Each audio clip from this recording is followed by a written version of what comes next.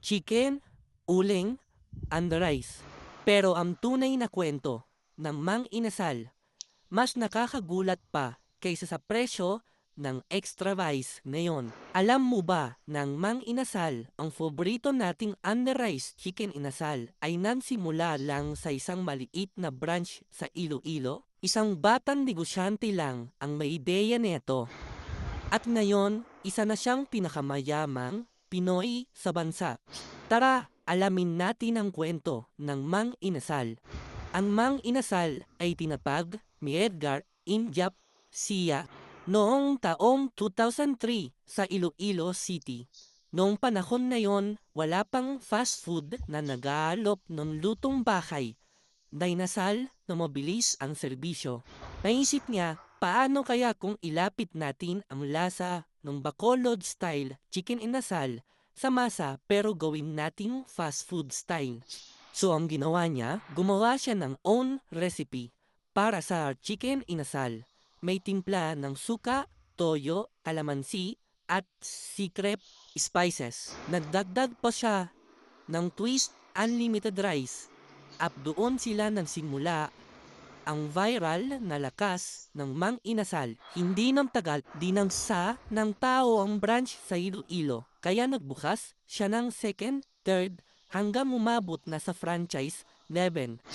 Imagine, wala pang 5 years, meron na agad itong 100 plus branches sa buong bansa.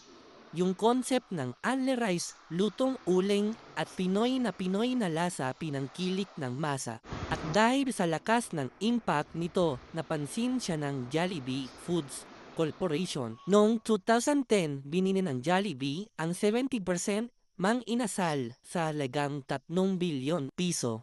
Isipin mo, si Injap ay nasa edad 26 pa lang noon at naging isa na sa pinakabatang bilyonaryo sa Pilipinas. Pero hindi lang yon, dahil sa pera, dahil din sa vision niya, diskarte at pagkakaintindi sa Pinoy taste. Ang kwento ng Mang Inasal ay patunay na hindi kailangang maging matanda o sobrang yaman para magsimula sa negosyo. Ang kailangan mo lang ay malinaw na vision, sipag at tapang subukan ang kakaiba. Si Injap Siap, isang simpleng batang negosyante, wala Iloilo. Ngayon ay may ma-investment sa real estate at kilala bilang isa sa pinakamalaking business tycoons sa Pilipinas. Kaya kung may naiisip kang food concept o negosyo, huwag mo nang hintayin ang tamang oras. Minsan, ikaw ang gagawa ng tamang panahon.